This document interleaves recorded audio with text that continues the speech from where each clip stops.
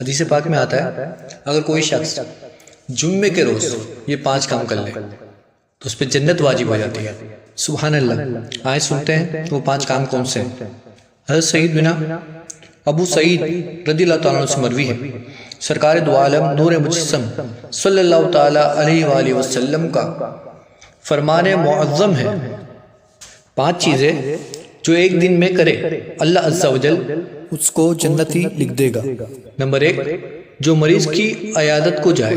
Number 2، نماز جنازہ میں حاضری ہو۔ نمبر 3، روزہ رکھے۔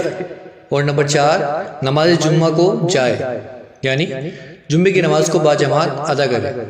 نمبر 5، غلام آزاد کرے۔ ایک اور حدیث میں ہے کہ جنت واجب ہو گئی۔ حضرت سیدنا ابو امامہ رضی اللہ عنہ سے مروی ہے، سلطان دو جہاں شہنشاہ کون و مکان رحمت عالمیان صلی اللہ تعالیٰ علیہ وآلہ وسلم کا فرمان عالی شان ہے، جس نے جمعے کی نماز پڑھی، اس دن کا روزہ رکھا، کسی مریض کی عیادت کی، کسی جنازے میں حاضر ہوا اور کسی نکاح میں شرکت کی تو جنت اس کے لیے واجب ہو گئی۔ خصوصیت کے ساتھ تنہا جمعے کا یا صرف ہفتے کا روزہ رکھنا مکروہ تنزیہی ہے۔ ہاں اگر کسی مخصوص تاریخ کو جمعے یا ہفتے کا دن آ گیا تو کراہت نہیں، مثلا 15 شعبان المعظم، 12 ربیع الاول وغیرہ۔ فرمان مصطفیٰ صلی اللہ تعالیٰ علیہ وسلم، جمعے کا دن تمہارے لیے عید ہے، اس دن روزہ مت رکھو مگر یہ کہ اس سے پہلے یا بعد میں بھی روزہ رکھو۔ میرے اعلیٰ حضرت امام احمد رضا خان علیہ رحمت الرحمن فرماتے ہیں، جمعرات اور جمعے کا روزہ، جمعے اور ہفتے کا روزہ ہو تو مروی ہے 10,000 برس کے روزوں کے ثواب کے برابر ہے۔ جیسا کہ حدیث پاک میں ابھی ہم نے سنا، جنت واجب کرنے والے کاموں میں شامل ہے عیادت کرنا۔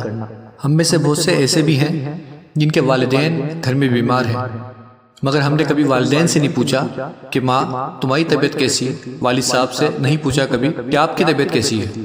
اسی طرح ہمارے بہن بھائیوں میں کوئی بیمار ہوتا ہے، عزیز و اقارب میں بیمار ہوتے ہیں، ہم نہیں پوچھتے۔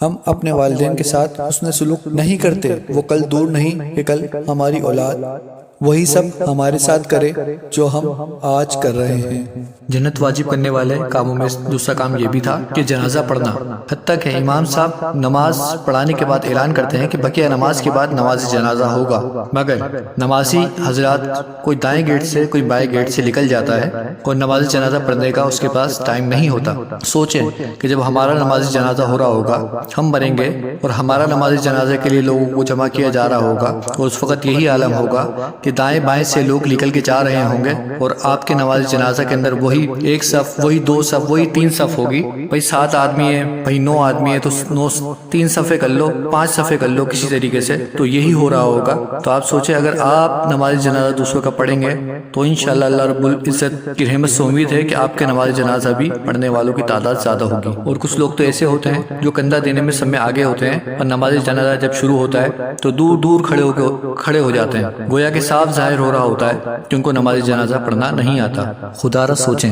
جنت واجب کرنے والا عمل ہے اور آپ دور کھڑے ہوئے، ہو سکیں تو جلد سے جلد نماز جنازہ سیکھ لیں۔ صلو علی الحبیب صلی اللہ تعالی علی محمد۔